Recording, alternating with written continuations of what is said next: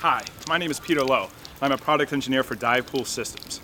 Today I'm going to show you how to install your own Dive Smart Sanitizer, the only self-install unit on the market. This will save you hundreds, if not thousands, on installation costs, as well as to reduce your maintenance costs by 50% throughout the whole summer. This way, with your own Dive Smart Sanitizer, you'll spend the summer enjoying your pool. Now that you've found the right spot for your Dive Smart Sanitizer, it's time to power off your pump. Firstly, I'm going to use the Quick Install Guide's handy pipe measurer to help determine whether I have 2-inch pipe or 1.5-inch pipe.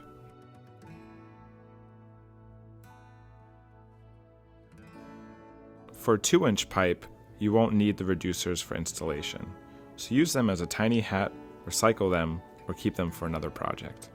Now, coordinate the pipe diameter with the pre-measured slots on the install guide. The slots for my 2-inch pipe are here, so I know how to mark the pipe for cutting.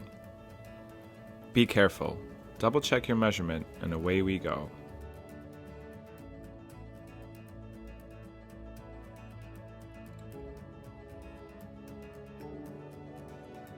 Now it is time to glue the PVC union socket onto the existing pipe of your pool system.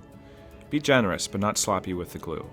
Thoroughly cover the area inside the union socket and on the end of your pipes.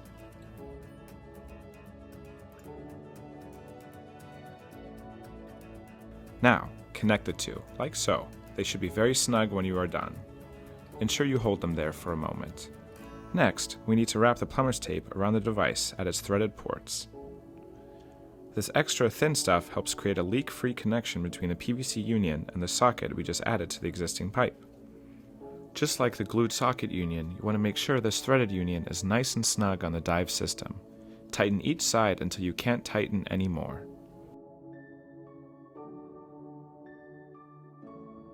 It is now time to attach your Dive unit.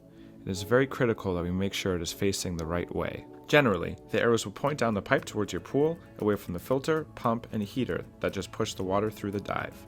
Now, let's screw it in.